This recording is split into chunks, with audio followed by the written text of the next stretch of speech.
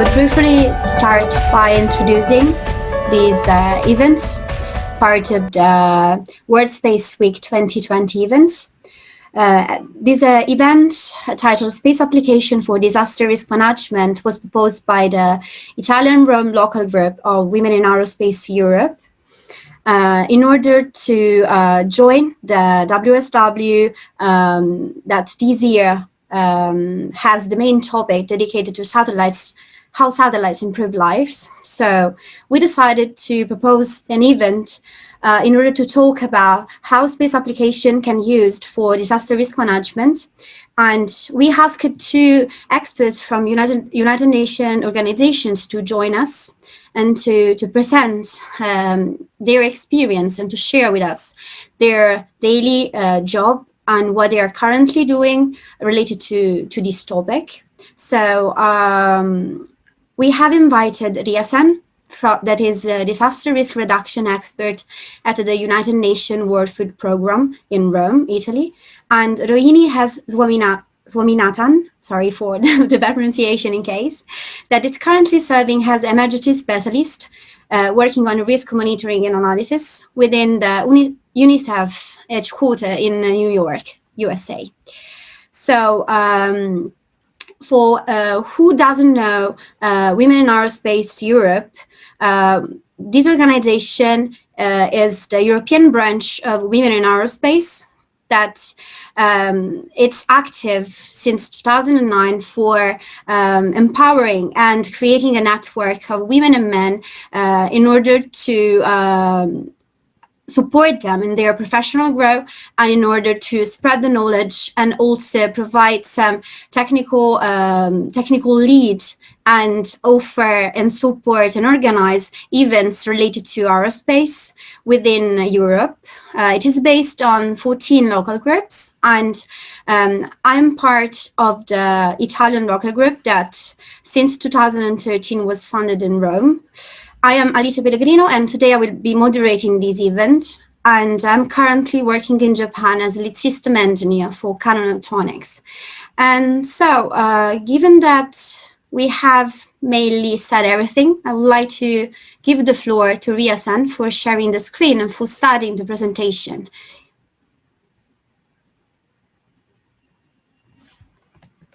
Ria? Thanks, Alice. I'm starting to share the screen now. So please let me know once everything is visible. Yep, you have to. Great. Thank you. So let me begin with this presentation by saying how much we are in alignment with the current theme of World Space Week, which is exploring how satellites actually impact and benefit everyday life. And for this entry point, I would like to explore with my colleague in the United Nations, Rohini, space applications for disaster risk management. So let me introduce some of the key concepts and terms that we will be using throughout this presentation. And hopefully you would have a bit more understanding of what is disaster risk reduction, or DRR, and disaster risk management, DRM.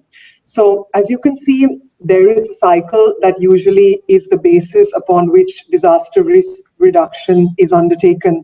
And essentially, it's understanding the value of preparedness for emergency response, and ultimately assisting in recovery, and finally building resilience. We will provide some practical examples of how a disaster scenario, for instance, a cyclone and so on, can be the basis upon which national governments and countries can enhance their preparedness using space-based or space-backed data, particularly information coming from satellite technologies. So essentially, disaster risk reduction, as the name is quite explanatory, seeks to prevent new and also reduce existing risk. And all these elements ultimately should contribute towards achievement of development of a country. Disaster risk management looks a little bit more at policies and strategies to prevent new risk. So it brings in that policy interface. But the value of science is that oftentimes science-backed information and data is the best driver for making policy decisions. So if satellite data is revealing certain country is vulnerable to a particular type of disaster over time. That helps decision makers then to be able to prepare for the resilience of countries and people, and thereby also benefits that concept of everyday life, which is what the World Space Week is exploring this year. So this diagram is a little bit complex, but I would like to illustrate that this is sourced from a 2020 journal. So as you can see, this particular sector in the geophysics domain, as well as in the aeronautics engineering space, is active and buzzing with a lot of new information, a lot of new discourses, if we can call it that way. And there's quite a lot of interest in trying to bridge science and policy. So what I would do is focus a little bit on the extreme right side of information, where the different phases of the disaster cycle actually have clear information communication gaps, which satellite-based data can plug. For instance, satellite-based data can help in giving critical pre-disaster information about vulnerable zones. It can help in constructing post-disaster maps, as well as human displacement information, loss and damage related information, which is essentially how much of, for instance, infrastructure has been wiped out by a disaster, as well as changes of different risks. For instance, if a map is able to, let's say, better understand the movement of a cyclone over time, perhaps with greater confidence, we could say that the cyclone will take this path in the future. Of course, the risk-based information is indicative and not, let's say, ironclad in that sense, because the events are sometimes yet to pass.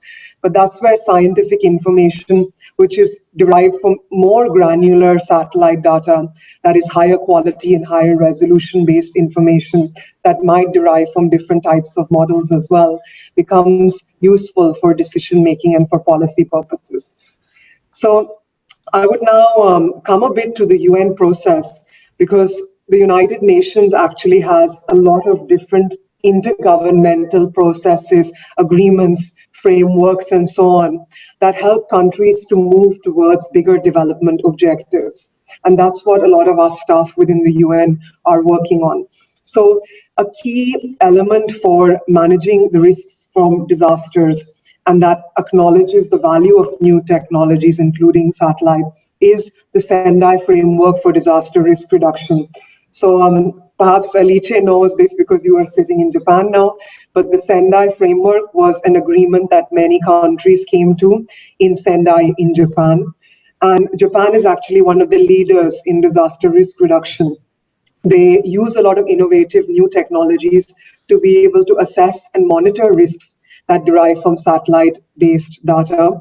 And that sort of world example then was the convening ability in Sendai that resulted in this framework that governs a lot of the work in risk management.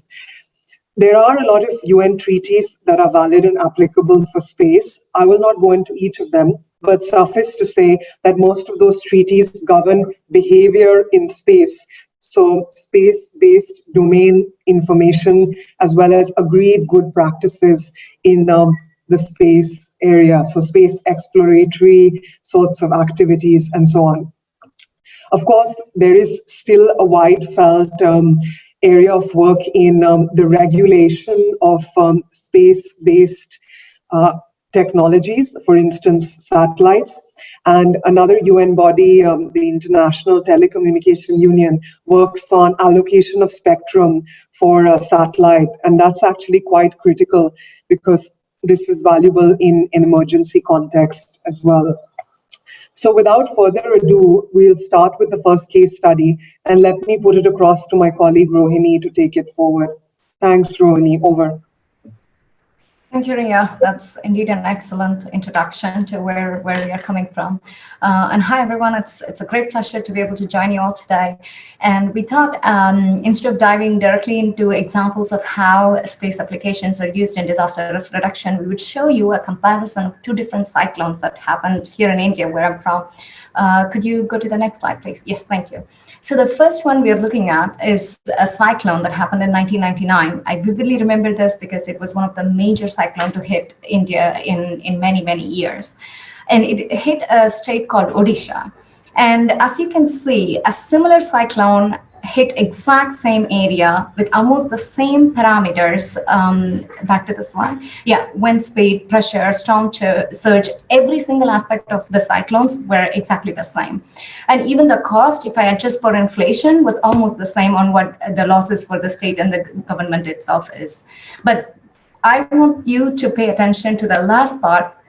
The first cyclone costed 10,000 lives, whereas the cyclone that happened last year costed only 89. That's still 89 too many, but you can see the difference. Next slide, please.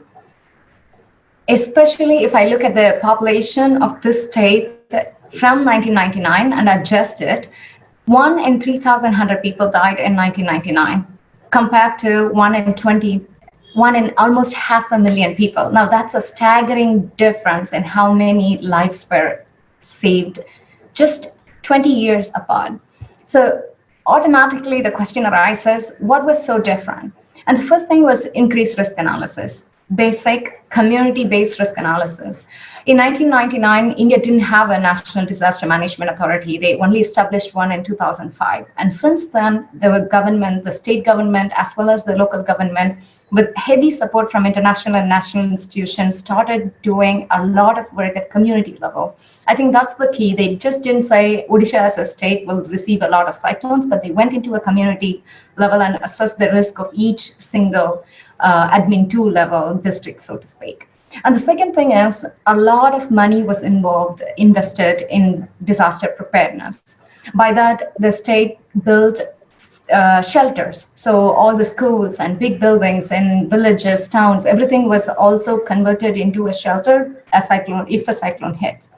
And the third staggering difference is, in 1999, they were not even able to predict accurately the path of the cyclone. So they knew approximately a cyclone was coming, and there was a huge error, almost up to 100 kilometers on where it's going to hit. So they didn't even know where the eye of the cyclone, where it's going to make a landfall. Fast forward 2019, they were able to precisely say at what time within the minute on when the cyclone is going to hit and how it is going to hit. And they evacuated almost 3.5 million people 3 days before the cyclone hit. And that shows you just a staggering difference between preparedness and how the space applications were used in these two cyclones.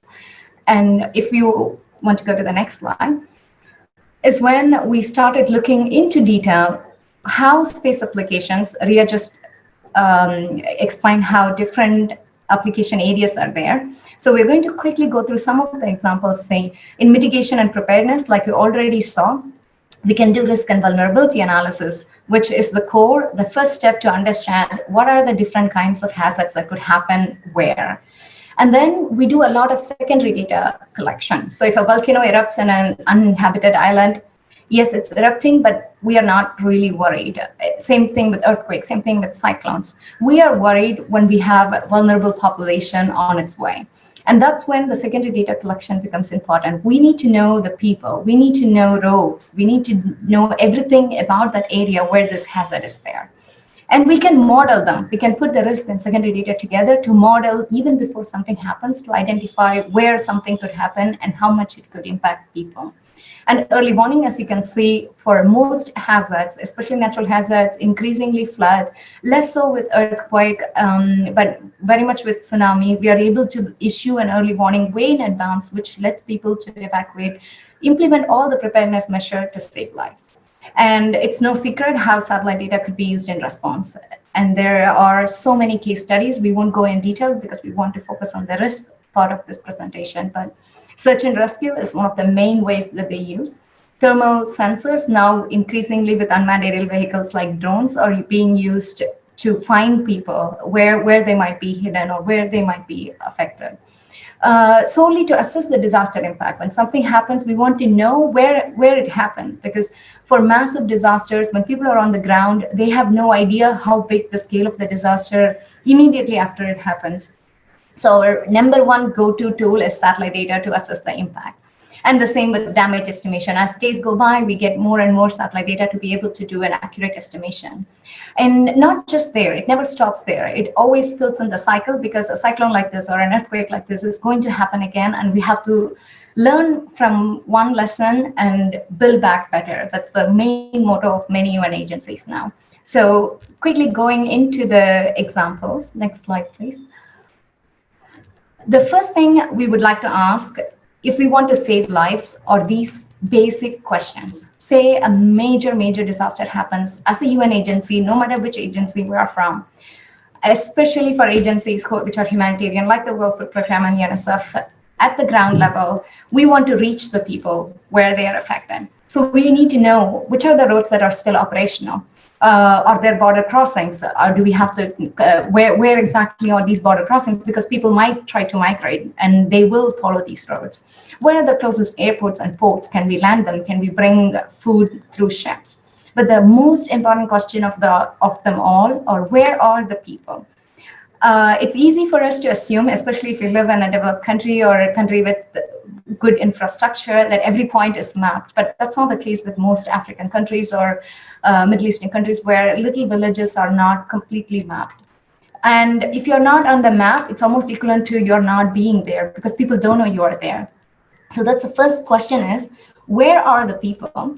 And the next question is, of those people, who are the most vulnerable? Children, elderly, pregnant women, because each one of these subgroups have different priorities that needs to be met. And how many are internally displaced? Perhaps there's a different reason, like there was an ongoing conflict, a war. There could be any number of reasons where people might be internally displaced, though those are even more vulnerable. And where are the critical infrastructures? Because telecommunications is the first thing that's going to go down when a disaster hit. And hospitals, schools, all the big public buildings. If the big buildings are affected, then the response is going to be much slower. But the number one thing is we need to know where these buildings are. And the second thing, and the last thing is, what is the local response capacity?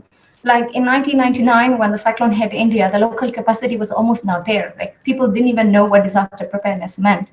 But today, India as a country never ask for help from outside world, since their disaster preparedness is up to the standard and they can respond locally, which is crucial because during this time, people cannot move into the region to help from outside. And the reason why I always talk about these secondary data is through space applications, we are able to map all of them. And that makes a significant difference in saving lives from where we were before. And next slide, please. So let's see some examples on how an area is high risk. Okay, so preparedness. And as you can see, there are many disasters that can be modeled depending on the historical data that has happened. So here you're seeing the fire hotspots as detected by a satellite called MODIS aboard NASA's Aqua and Terra satellites. And the reason this is important is that when we have an understanding, a very good understanding of the historical data sets, we are able to model what are the conditions that might lead to a fire. So it's not just the fire itself, but we know it's the temperature, it's the wind speed, there are so many indicators that make a major fire happen. So we are able to better model and simulate the fire even before something happens. So that's preparedness. And to give you another example in the next slide, so this is a simulation of the Indian Ocean tsunami that happened in 2004. And I vividly remember this because I was on the coast when the tsunami happened. In India, we haven't even heard of a word called tsunami. We didn't even know what that meant. We have never experienced it. We have never read about it. And when the earthquake happened in Indonesia, it took 2 hours for the tsunami waves to reach from Indonesia to the eastern coast of India, where I was then. The first wave hit, and there was this news about these massive waves that spread everywhere. And instead of moving away from the coast, people actually went to the coast to look at the second wave coming in, which took more lives with it. And that shows not ignorance alone, but the lack of preparedness itself. In the 2 hours that happened, the earthquake happened to the tsunami hitting the east coast of India, some of the officials were able to get this information, but there was no way to spread this information to the massive public, millions of people living in the coast. But today, if you walk across any coastal fisherman village in India, you would see big loudspeakers, you would see posts on what to do, you would see people teaching them in school, you would see people using these images, maps, everything on their wall to identify what to do. Where is the high ground? If a tsunami happens again, if a big cyclone with a storm surge happens again, where should I run? So this is the core of preparedness. And we were able to do it because when we use Earth observation, historical data, mathematical modeling, everything combined, we are able to simulate with a very good accuracy on what might be happening. And to the next slide. So not just natural hazards. What you're looking at right now is a massive refugee camp called Al-Zatari in Jordan. When the Syrian refugee crisis was at peak, people flocked to these camps. As you can see, there's almost 1 million people living here. And it was almost impossible to study this area from the ground. When people want to understand how many camps are being built, how is the evolution of the camp, where are they building their new camp, where are they disposing their garbages, because there was a higher chances for diseases to spread without good sewer system and good garbage disposal plan. Every single aspect of that question was being monitored by very high resolution satellite data like this one, even from mapping toilets, mapping schools, where are the shops within this area, and all this happened within a span of within a year. So we relied heavily on satellite data to be able to do this. And next one. So one side, it's the hazard, it's the mathematical modeling, but the other side is how do we translate this to the government authorities to be able to understand what we are talking about? Since there is science at one hand, and there is this communication part of science, how do we help people understand risk? Because most often there is a reluctance in the world to fund disaster risk programs, the preparedness aspect of it. So what we do is we take vulnerability. This is an excellent product coming out of the World Food Program as well. And the darker red is the high recurrence of food insecurity in the region. And the causes of food insecurity could be any number. It could be conflict, it could be droughts, floods, any of those causes. But we see in a 5-year, 10-year period, whenever the data is available, we plot them, we spatially distribute them for people to understand. And the next slide, you would see flood hazard being mapped. And the next one, drought hazard. So we overlay different hazards on top of vulnerability and exposure, and that's what makes it a risk map. And this is a more crucial tool than anything else you can use to save millions of lives. We are not talking about few people once a hazard happened, but we are talking about a massive number of people across the world who could be saved by implementing preventive measures in the most vulnerable region. And all these data sets are feeding directly from satellite observations combined with mathematical modeling with a good amount of ground truthing to be able to help understand how the model behaves. That being said, this is a research that is still in progress. A lot of work still has to be done for us to be able to narrow down to the number of people who might be impacted. And there are so many research articles like Ria mentioned that's coming almost every day now in there. And the next one, please. So this is a integrated context analysis is how we call them. We combine massive amount of big data with vulnerability and come up with these simple colors. So when the government officials see this and we split them into areas saying, okay, area 1A now need the most disaster preparedness. And we will have a list of things that they are most vulnerable to. There. Next one, please. So that part is preparedness. Now let's move to early warning, which we already understood is the most crucial tool of all. When a cyclone hits, right now, the satellite data is so good that we are able to monitor it even before it forms as a cyclone. Even when it is just a tropical storm with the right conditions, we already point to that region and say, oh, something is happening there. And we mark the region and the path with different mathematical models every step of its way until it makes landfall. But what we do is, now this is hard for normal people to understand. When they see images like this, they know a cyclone is coming. But if you move to the next slide, the World Food Program releases maps like this, which are an excellent early warning products. It's called an ADAM, automatically produced. It takes a cyclone path with the wind speed and calculates how many people are living approximately on which wind speed, giving an indication for government authorities on how bad things could get, but also to the WFP local offices saying, what are the closest facilities? What's the weather like there? And this is a snapshot information that's being sent out every day, because many of these countries might still not have a disaster management authority, might not have the capacity to do this. So here, when you look at it, almost every single piece of information is coming from satellite-based observations, including the population. So we have excellent satellite-based population estimation combined with census data available. So we have the population on the ground, and then we overlay each one of these parameters to be able to help people identify, okay, I am at a storm surge risk, I am at this wind speed, and so on. So that is a quick overview of how different applications could be used in terms of preparedness, which should be the core of this whole cycle. But as I said, when you move to response, next slide, please, we have incredible use of these satellite data. So this is Bangladesh, and almost every year, this is the case. So two major rivers, no worries, two major rivers reach the sea in Bangladesh. And if you can see, most part of the country gets deeply flooded every year. And people still will live there because that's highly fertile land. People will always move there to farm, no matter what we do. But here's the thing, we could use satellite modeling together with mathematical modeling to issue an alert even before a flood happens, so that it gives them enough time to evacuate. But if at all the flood happens, say I'm a disaster manager on the ground in Bangladesh, I could look at a map like this to understand the extent of damage it has caused. And the only way to do it right now is through satellite data. There is simply no other way that we can rely on to get the whole picture of what's happening. And there are several examples in the use of response. But I also would want to take a few minutes to talk about recovery. So once a disaster hits, the first 72 hours is crucial.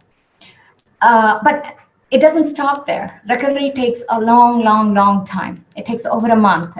So what we did here is Cyclone Idai in Mozambique. This was the extent of the flood in week 1.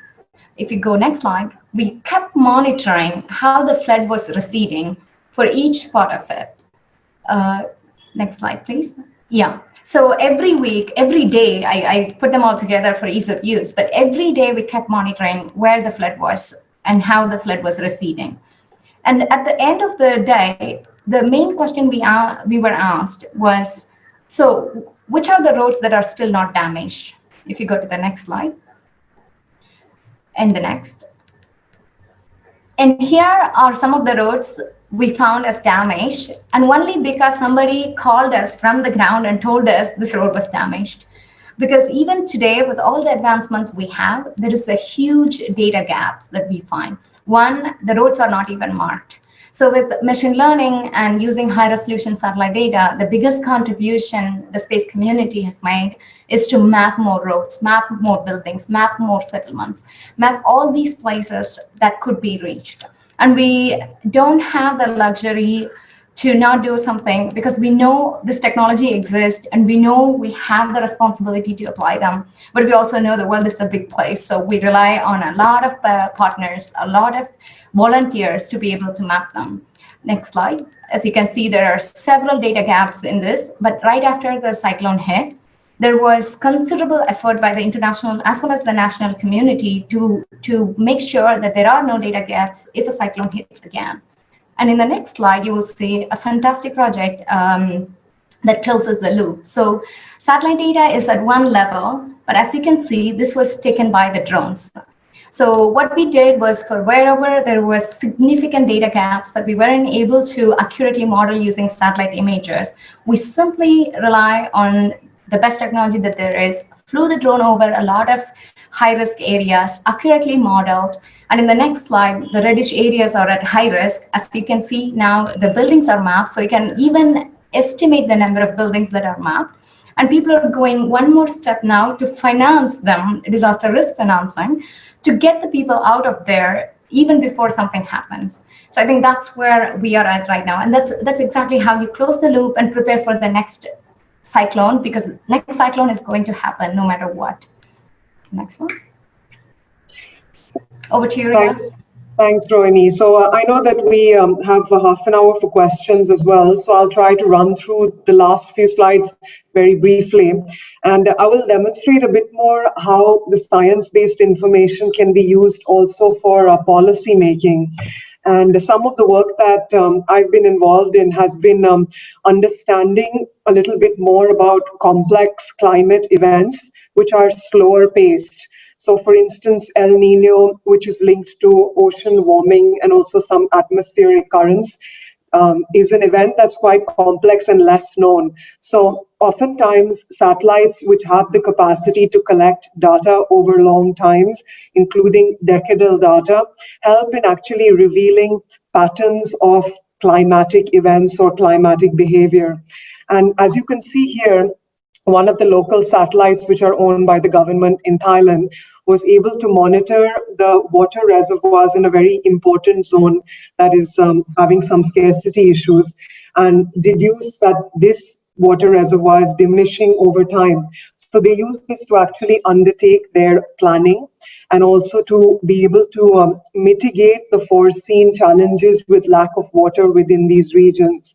And some of the science-based methodologies that informed this was this tool on assessment of El Nino climate associated risks. And the idea is to help in providing policymakers ways to be able to digest all this complex scientific information and then use that to better inform their policies to reduce vulnerabilities of zones that might have projected drought, as you can see, or also projected flooding and so on, depending on what is the forecast for that particular year. Here also you can see how the smoke from the peat fires of Indonesia was billowing from the mainland across the whole of the ASEAN region. And this satellite imagery also helped in informing decisions on health regulation and so on, which was quite valuable for countries in drafting a joint response from the ASEAN region to combat these droughts. One of the closing case studies is on how telecommunication resilience has been built in a small little landlocked country of Bhutan, which is one of the happiest countries in the world, but they have a high incidence of disasters, particularly being in a mountainous zone vulnerable to earthquakes. So policy and regulation are two components which form a triangle, and the third element is, of course, technology, which helps in boosting policy and regulation in the telecom sector. So the risk mapping that was undertaken for Bhutan helped in highlighting what are zones that are prone to seismic risk. And then ultimately, the risk map was overlaid with different ways that the World Food Programme and other UN entities could help in prepare and respond to natural related hazard disasters. And of course, those include skills such as coordination and capacity development, data preparedness, logistics, emergency telecommunications, including satellite-based data that can be used for these elements, as well as food security. So as you can see, the technology piece is part of a bigger landscape, and it's critical to consider that technology is an enabler, but it isn't an end in itself. And ultimately, these technologies help in monitoring and mapping the incidence of complex and devastating disasters and help countries to be able to build resilience in the future, as, for instance, was done in the Indian case with the cyclone. So we would like to conclude with making a case for resilience and building back better using satellite-based data. And this is, of course, a challenge. As Rohini highlighted, there are still data gaps. There are also complexities in certain countries which might not have access to space-based information or do not have ability to be able to launch their own technologies in space. So regional cooperation then becomes quite critical, and it's valuable for countries to cooperate with each other across borders to, for instance, share these sorts of satellite-based data. And the EU, as I'm sitting here now, has their Copernicus Sentinel program, which helps also in acquiring a lot of complex space-based data, but often makes it open source for countries to then, within 72 hours of a window of a disaster striking, be able to quickly get the information for better planning their response, but hopefully also to be able to build back resilience. So I would like to bring back the loop and close it by saying that policy and science need to dialogue more frequently with each other, and also with the involvement of the regulatory sector, because the regulators often are determining the rules of the game. So these three elements are critical for building technologies that respond to crisis situations, but also help governments to prepare for the future. So in this sense, science-based policy action is critical for better disaster risk management and also for better risk insights. So with that, we'd like to thank you for your attention, and I'll hand it over to Alice. Thank you very much, Ria. Okay, so now I would like to start the interactive session for any question that the audience might have. So I would invite you to write down in the chat any question that you have or your name. And so I will just give you the floor one by one, following the order of the questions in chat. And when I call your name, I invite you to switch on your camera and to speak freely in order to just directly talk with our two speakers and experts, if you have any question on the topic that we are discussing today. So in order to just give some time to, okay, Camilo Reyes, perfect. If you want to switch on your video camera.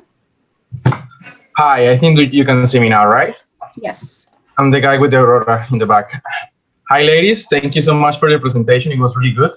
I have just a simple question regarding the platform that you were mentioning regarding disaster management. I was wondering if this is accessible for the general public. Like, for example, I'm Colombian, but I'm doing my master in satellite technology in Germany. And I am interested in like getting more access to these, like if I can, like of course process the data, or if it's similar to the Copernicus or something, like, because there are some areas, some municipalities in Colombia where we have these floods all the year, especially El Nino affects the country. So I was just wondering if I have any kind of access to these. Colombia is also part of UN, so I think that won't be a problem regarding those kind of issues. So thank you so much. Ria, Rohini? Hi, Camilo. Thank you so much for your question. And I really like the Aurora background, just to say that. So yes, most of these services are publicly accessible, of course. I'm gonna quickly paste a link here, which is to the integrated context analysis that the World Food Programme does. And the same way for the automated disaster analysis and mapping, you can sign up so that anywhere a disaster happens in the world, you would be able to get an alert by an email, especially for tropical cyclones and for earthquakes. But flood is in the loop, so soon enough we'll have flood as well. That being said, some of the response maps, we mostly rely on partners to be able to do that. And for that, when it comes to the UN, one of the best agencies dedicated for this is the UN Institute for Training and Research. Sorry, I'm getting the link so I can paste it here. So part of UNITAR, you have a program called UNISAT, and they dedicatedly do response mapping. Whenever there is a disaster, they immediately, there is a charter called International Disaster Charter for Space Applications, where many countries in the world came together and said, if there is a natural hazard of a bigger proportion that the country itself is not being able to respond, all these countries will dedicate images from their satellite for free. So they could send it to UNICEF and they do the analysis and send it back to us. But I'm happy if there is a specific question you have for your research. I will leave my email at the end, so you can feel free to write to me. Great. Thank you so much. Really appreciate it. Okay, so Anna Maria, if you want to. Many thanks, first of all, your presentation that was very, very great because it is not so easy to have the opportunity to know the experience of the people on the field. Because we work in the space sector and we think about which are the performance of our satellite, then to be a real knowledge of the real world. I have two questions, one for Rohini and another one for Ria.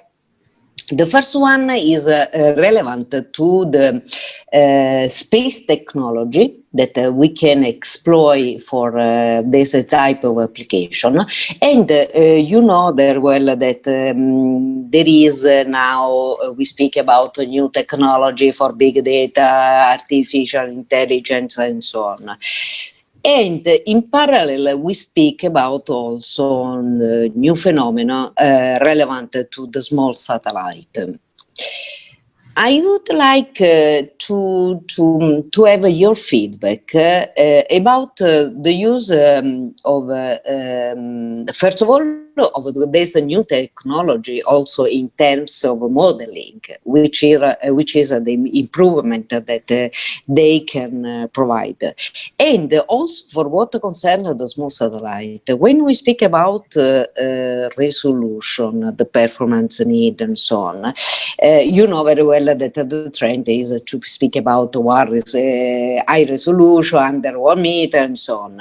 But I think that the parameter more important for you is the georeferentiation that could be not so good in the new satellite. And the risk is to come back to the traditional satellite with the high performance. I don't know if I continue with the second or I will stop. No, that's a great question, Anna Maria. Thank you so much for putting that forward. I think the way we look at it is very different from an academic or research perspective. As people on the ground, as an international organization, solely looking at answering the last question. So if I was at the WFP, the question is, how many people do I have to prepare food for? And figure out the supply chain to get the food.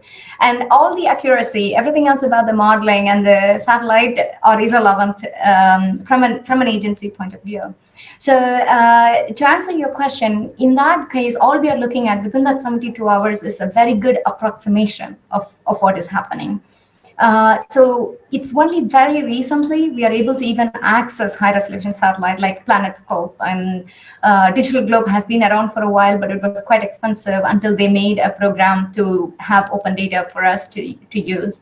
And Airbus and all the high-resolution satellites are still not used as much as our traditional Landsat and MODIS and Sentinel. The reason being the scale of disasters we deal with are massive. So we ourselves do not deal with the smaller satellites because the processing power, the time take to process them, and the problems you mentioned with accuracy and georeferencing part, is still not, we don't have that bandwidth to figure it out.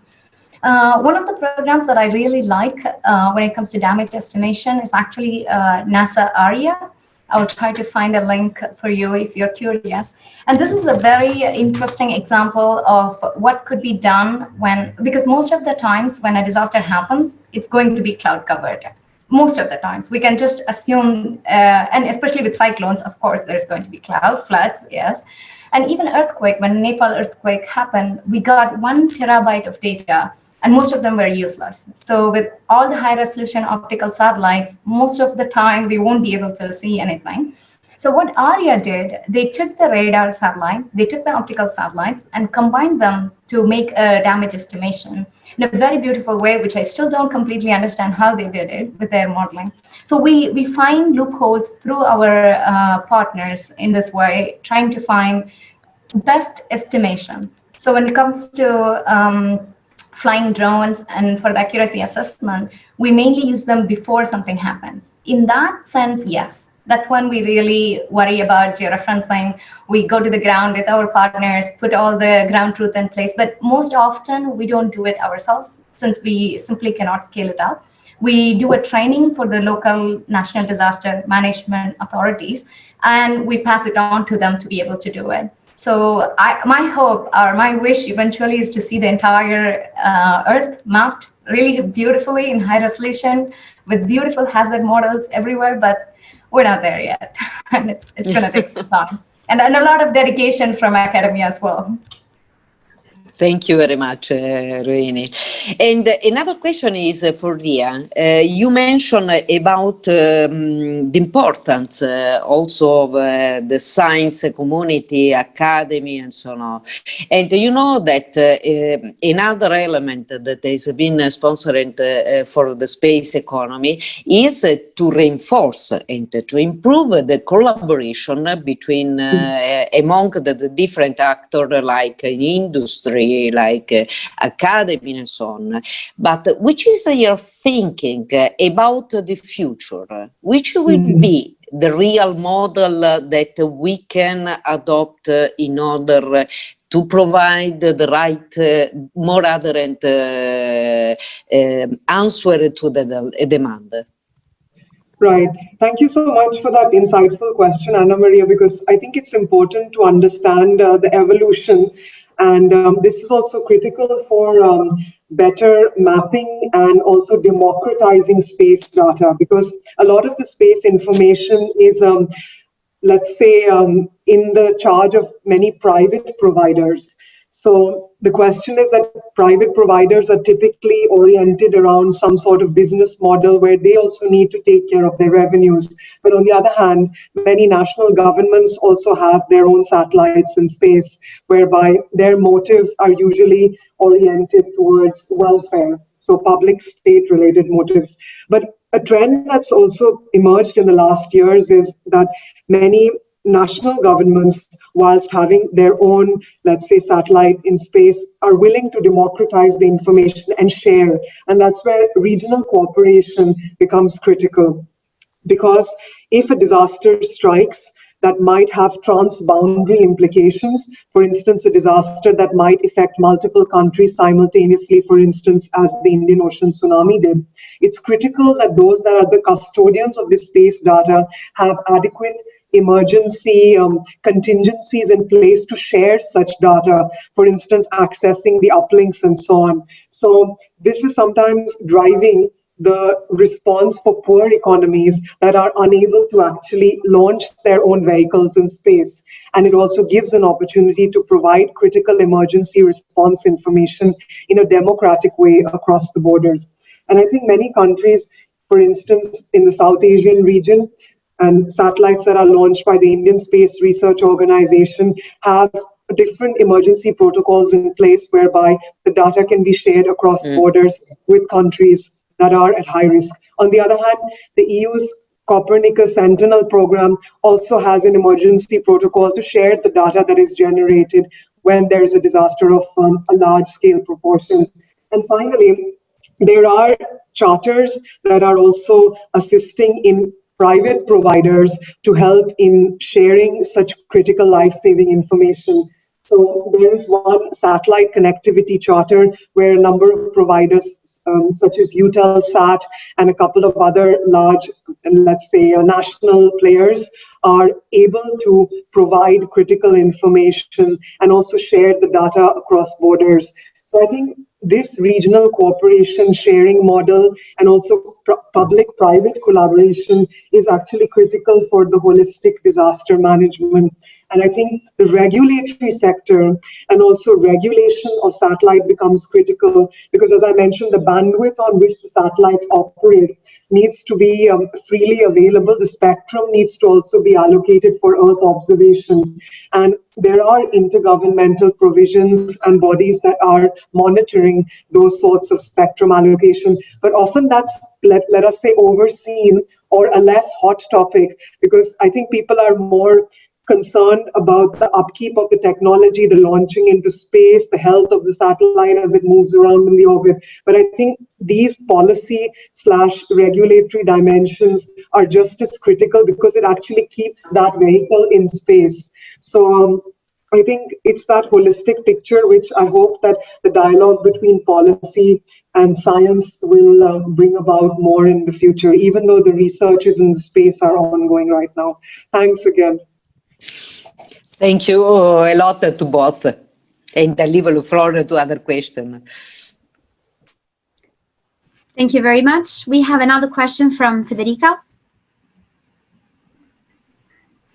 Hello. Yes, I have a question about satellite data integrated with some type of ground-based data. So if satellite data are effectively used in cooperation with some time on ground-based data, could you provide us with some examples, please? Thank you. Yes, that would be my short answer, but the long answer is a bit more complicated than that. So when we talk about disaster response, more often we won't have time for that. So whenever we get satellite data, we're going to take it with a pinch of salt and make an approximation, an estimation saying, okay, this is where people are affected, this is where this is the cropland affected, and so on.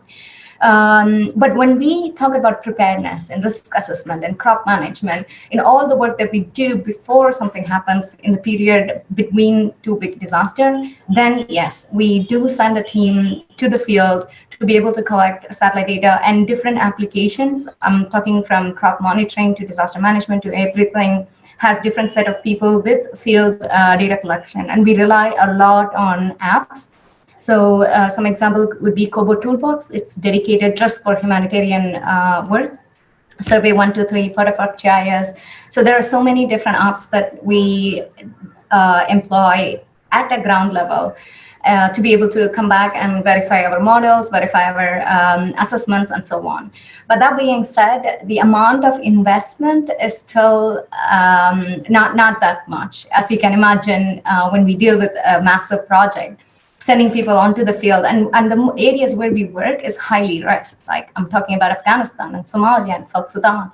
And in the conflict areas, it becomes really, really hazardous for the people, but still agencies like WFP and UNICEF tend to send people on the ground, try to collect data that we integrate with the satellite measurements.